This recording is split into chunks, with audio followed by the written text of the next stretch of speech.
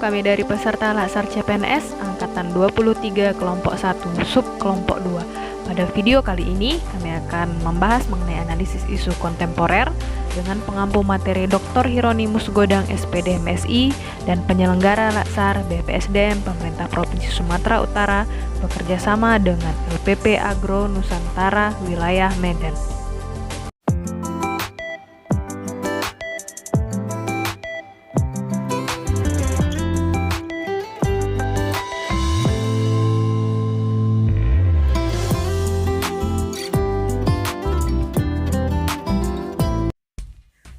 Menurut KBBI, ada 3 pengertian radikalisme. Yang pertama adalah paham atau aliran yang radikal dalam politik.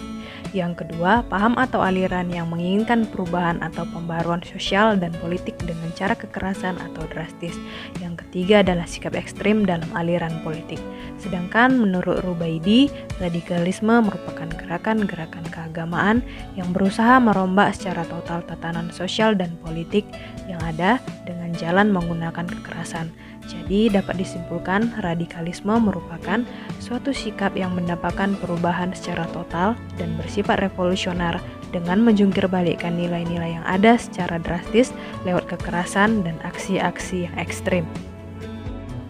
Adapun faktor yang melatar belakangi munculnya paham radikalisme yaitu yang pertama faktor pemikiran. Radikalisme dapat muncul dan berkembang karena yakin jika segala sesuatunya harus diubah ke arah yang kelompoknya inginkan, sekalipun harus menggunakan cara kekerasan untuk meraih tujuannya tersebut. Yang kedua adalah faktor ekonomi.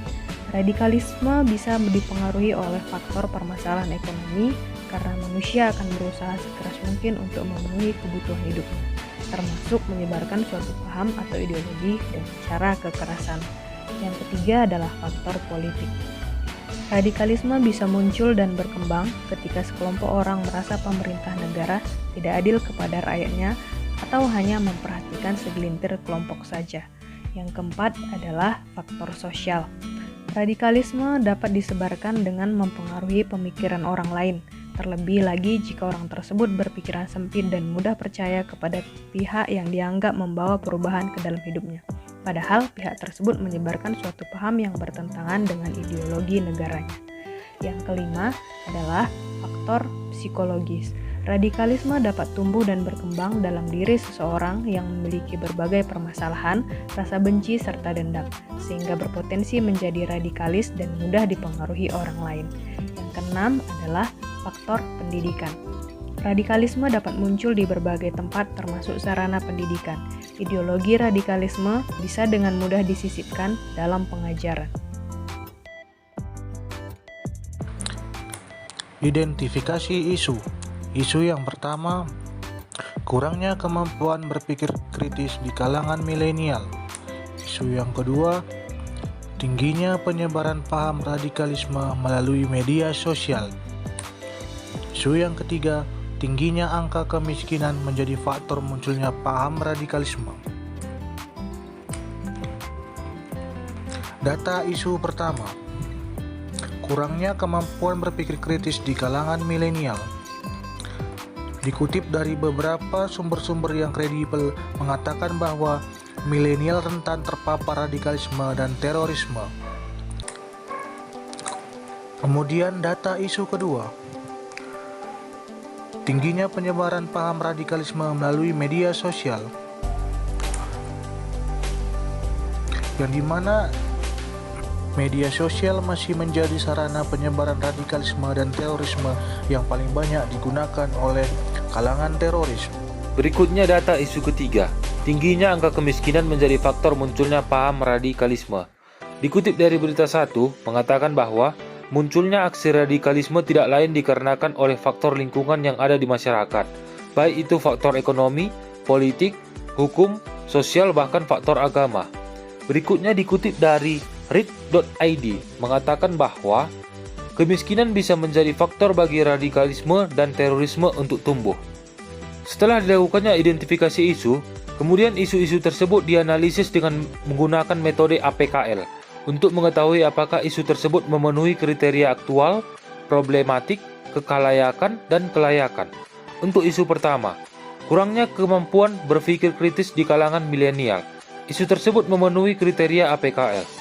Isu kedua, tingginya penyebaran paham radikalisme melalui media sosial. Isu tersebut juga memenuhi kriteria APKL. Untuk isu ketiga, tingginya angka kemiskinan menjadi faktor munculnya paham radikalisme. Isu tersebut juga memenuhi kriteria APKL. Selanjutnya, kami akan melakukan analisis dengan metode WSG, yang mana metode ini berfungsi untuk menentukan isu prioritas berdasarkan total angka tertinggi pada suatu isu.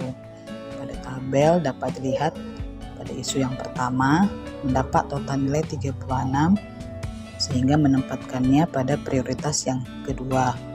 Pada isu yang kedua mendapatkan nilai 39 dan menempatkannya pada prioritas yang pertama. Pada isu yang ketiga mendapatkan nilai 35 dengan menempatkannya di prioritas yang ketiga. Dari ketiga isu tersebut yang menjadi core isu adalah tingginya penyebaran paham radikalisme melalui media sosial. Kemudian langkah selanjutnya mencari penyebab-penyebab permasalahan dengan metode Fishbone. Adapun penyebabnya yang pertama dari manusia, kurangnya pengetahuan masyarakat mengenai radikalisme. Yang kedua dari government, lemahnya pengawasan dan penegakan hukum dari pemerintah, lemahnya koordinasi antar lembaga. Dari metode, belum maksimalnya metode pencegahan yang cepat dan tanggap. Dari teknologi, kurangnya teknologi cyber untuk memerangi konten radikalisme. Selanjutnya, isu prioritas. Tingginya penyebaran paham radikalisme melalui media sosial.